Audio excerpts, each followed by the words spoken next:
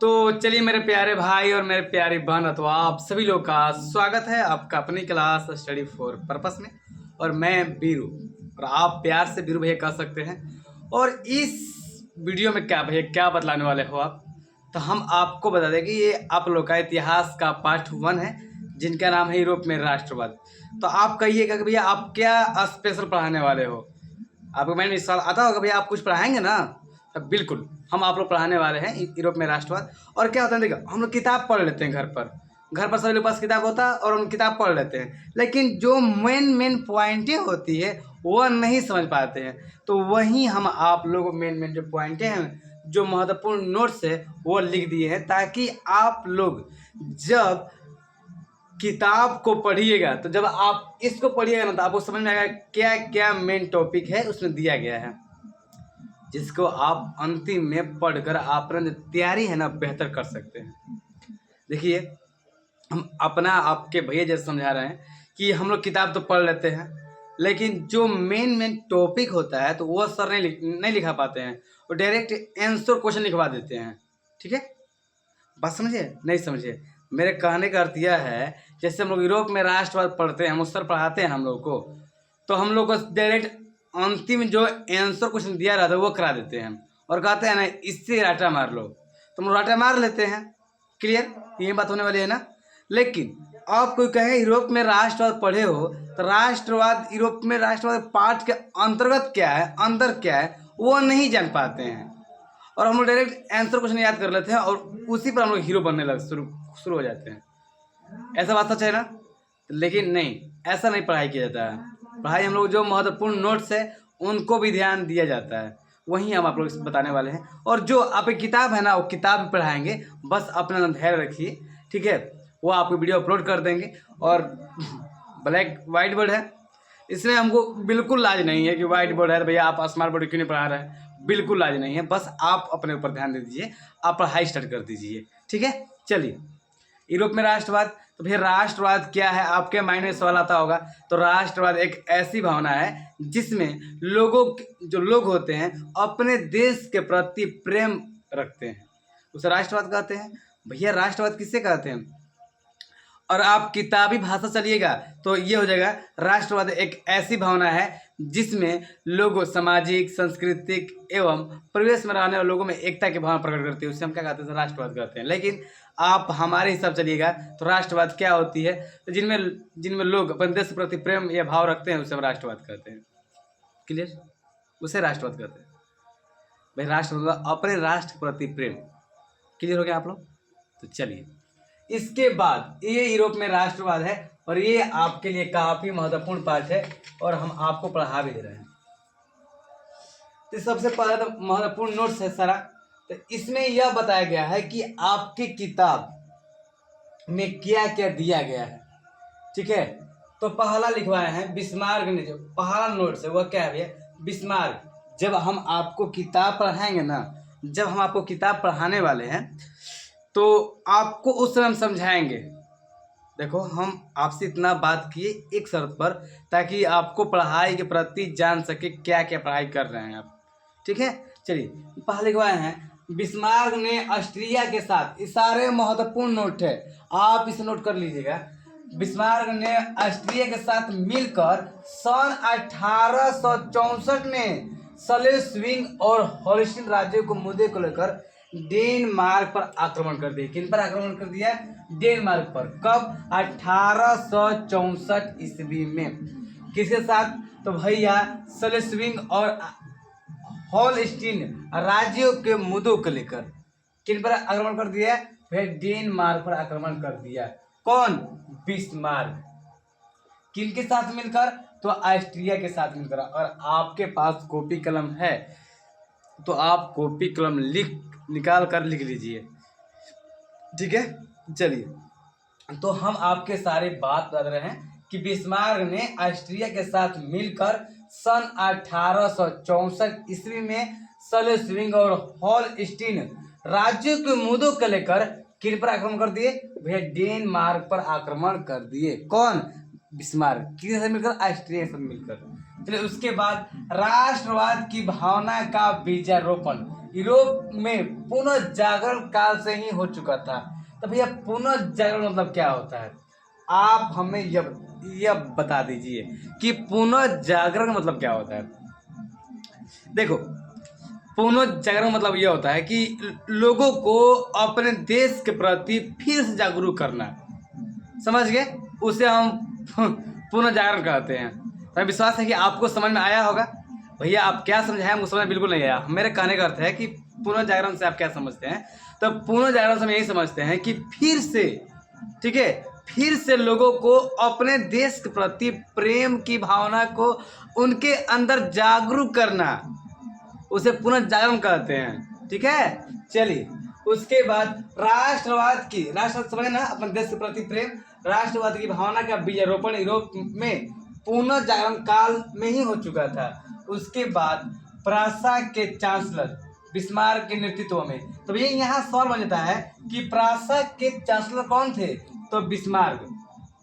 ठीक, बिस्मार्क के नेतृत्व में जर्मनी का एकीकरण हुआ। ये एग्जाम में सवाल बन जाता है, जर्मनी का एकीकरण किसके नेतृत्व में हुआ, समझ गए, जर्मनी का एकीकरण किनके नेतृत्व में हुआ, तो किनके, तो भैया बिस्मार्क के नेतृत्व। भैया आपके माइंड में यह बात आता होगा, भैया नेतृत्व मतलब क्या होता है, आप ये बताइए। तो नेतृत्व मतलब होता है अधीन। क्या, अधीन। भैया अधीन मतलब क्या होता है, आप ये समझाइए हमको। अधीन मतलब होता है उनके अंदर, जैसे अभी आप पढ़ाई कर रहे हैं किनके अधीन, तो मेरे अधीन। भैया झूठ बोल रहे हैं, हम अपने मन से पढ़ाई कर रहे हैं, ऐसा बिल्कुल बात नहीं है, हम आप बताए तो पढ़ाई कर रहे हो। चलिए अधीन मतलब क्या होता है, अपने अंदर, समझ गए।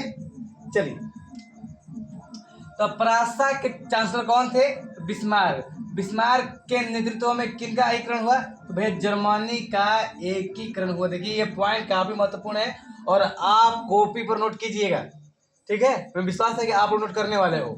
ठीक है, उसके बाद जीत के बाद किनके, जब ये डेनमार्क पर आक्रमण किए थे, कौन, बिस्मार्क ने। देखो यही पॉइंट यहाँ पर आइए मेरे प्यारे भाई, यहाँ पर आइए पॉइंट देखिए।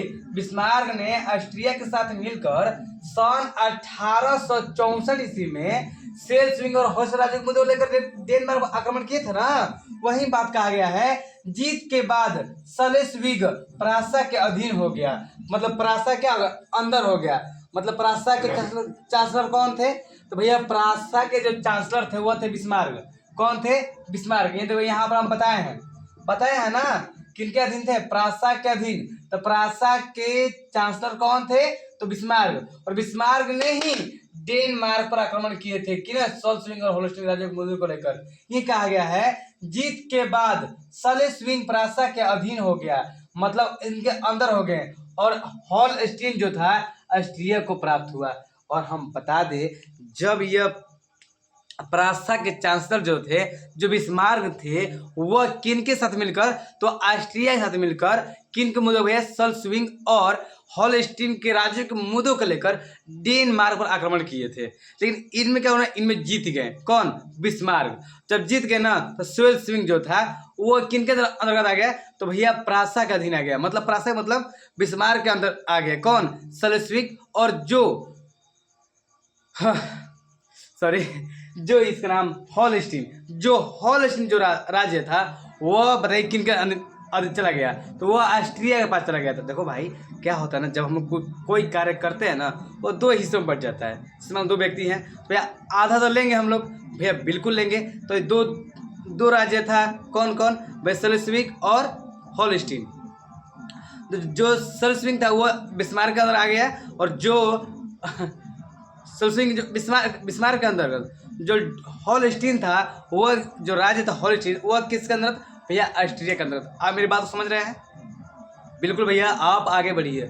चलिए इसके बाद गणतंत्र या प्रजातंत्र फ्रांस की क्रांति की देन थी। भैया ये जो आप टॉपिक लिखवाए हैं, आप हमें बताने प्रयास कीजिए। भाई गणतंत्र मतलब क्या होता है, प्रजातंत्र। देखो भाई प्रजा मतलब क्या होता है, जनता, लोग। तो भाई तंत्र मतलब क्या होता है, तो तंत्र मतलब होता है शासन। क्या होता है, शासन होता है। तब बताओ, आप ही बताइए कि प्रजातंत्र का मतलब क्या हुआ।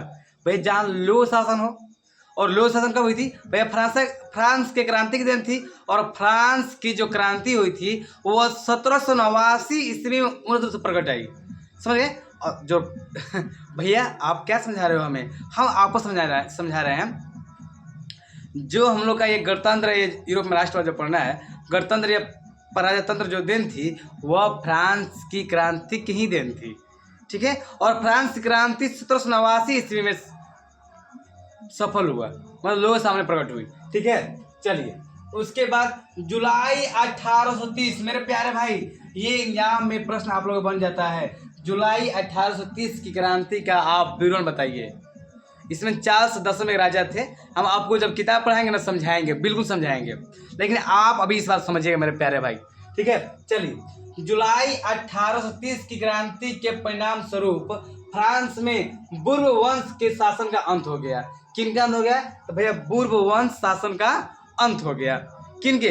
तो भैया जुलाई 1830 ईस्वी क्रांति के परिणाम स्वरूप, जब जुलाई 1830 क्रांति हो गई थी, इनके परिणाम स्वरूप, भैया परिणाम स्वरूप मतलब क्या होता है आप ये बताइए भैया? जो अंतिम में बताया जाता है जिसका परिणाम, जैसे हम कहेंगे आप 2027 में एग्जाम देने वाले हैं, तो आप जो क्लास 10th का परिणाम कितना आया, तो आप कहेंगे भाई 402 आया, 450 आया, चाहे 380 आया। जो आपके परिणाम आता है, जो आपको अंत में निष्कर्ष निकलता है, उसे परिणाम कहते हैं। क्लियर? भैया आप बताना क्या चाहते हो? हम बताना चाहते हैं कि अंतदान में जो बचता है उसे हम परिणाम कहते हैं। ठीक ना? इससे क्या हुआ? तो भाई जुलाई 1830 क्रांति के बाद जो फ्रांस में बुर्ब वंश था ना, इससे क्या हो गया? अंत हो गया। क्लियर? आप टॉपिक बाई टॉपिक लिख लीजिए ताकि आपको काम बहुत ज्यादा करनी है। और देखिए क्या होता है ना, हम लोग मेन पॉइंट क्यों नहीं बता पाता है। आप कहिए भैया आप ऐसे क्यों बोल रहे हैं? सही में बोल रहे हैं, हम ही पढ़ाई किए हैं, लेकिन ना जो मेन पॉइंट होती है बिल्कुल कोई नहीं बता पाता है। तो आपको ये सारे पॉइंट को लिख कर आपको याद करना होगा। तो याद करना होगा, बिल्कुल याद मत कीजिएगा, आपको पढ़ना होगा और ध्यान से पढ़ना होगा।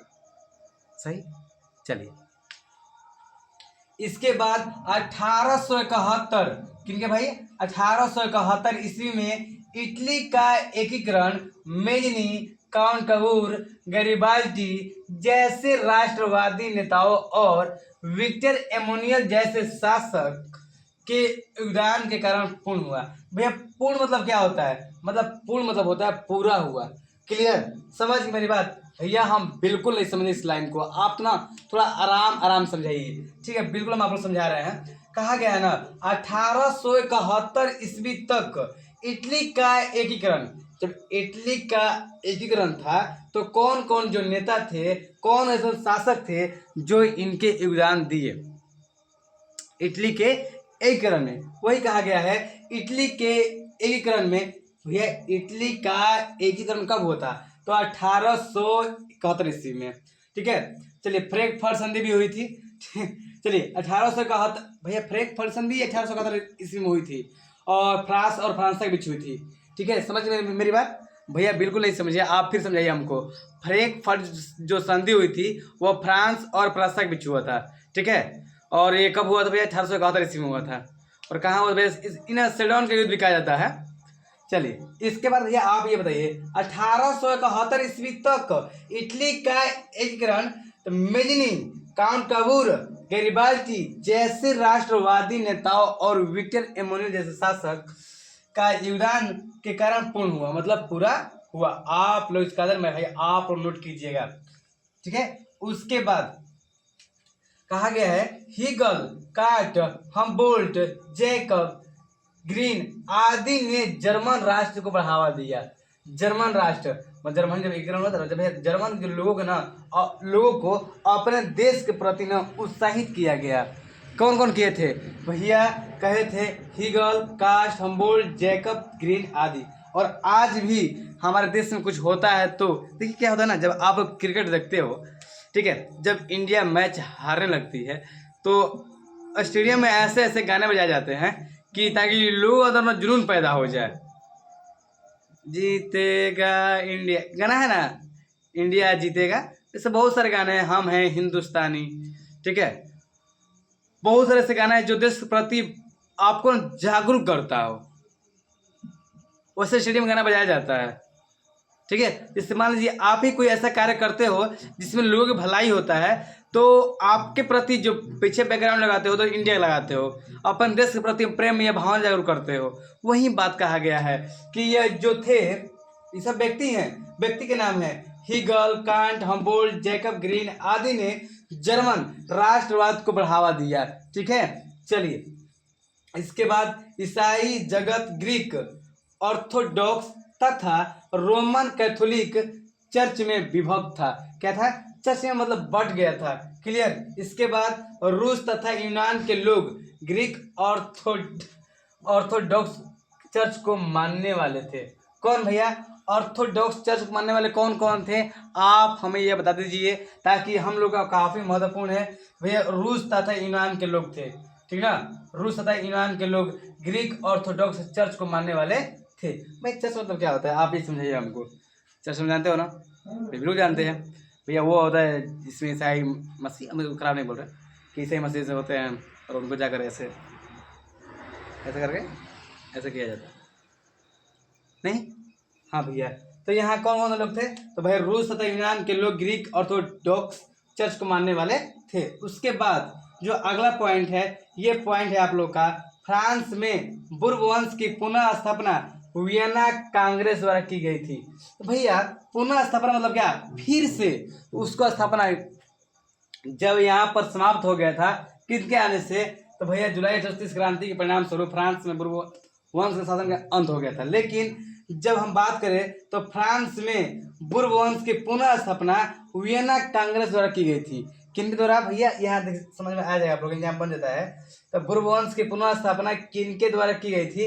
तो वियना कांग्रेस द्वारा। समझ गए आप लोग? यहाँ से आप लोग सवाल बन जाती है। ठीक है, चलिए उसके बाद मेजनी का संबंध, देखिए ये आपके एग्जाम प्रश्न बनता है।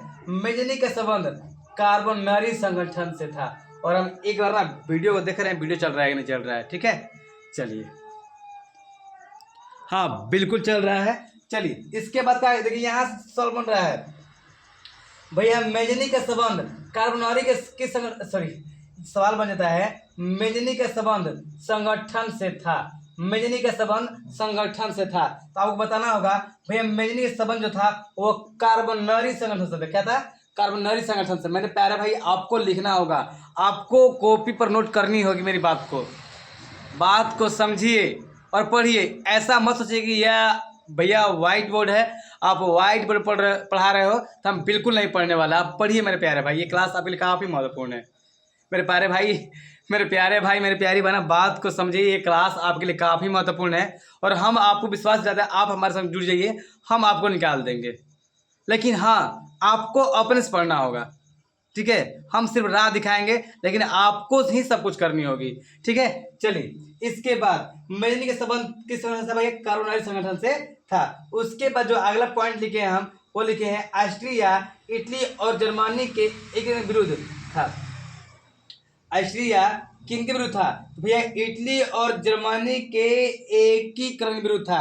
और ये आपके एग्जाम में प्रश्न बन जाते हैं ऑब्जेक्टिव प्रश्न में। और हम आप लोग ऑब्जेक्टिव प्रश्न कराए हैं ना, टोटल ना 53 प्रश्न कराए थे ऑब्जेक्टिव में, और आप देख लीजिएगा, और नहीं देखे हैं तो टोटल 53 क्वेश्चन कराए थे ऑब्जेक्टिव में आप लोग का। और उसमें बताए हुए थे हम लोग कि इटली और जर्मनी के एकीकरण विरुद्ध कौन था? तो कौन था? ऑस्ट्रिया। कौन था मेरे प्यारे भाई? तो ऑस्ट्रिया देश था। चलिए इसके बाद काउंट काबूर को विक्टर एमोनियल ने किस पद पर नियुक्त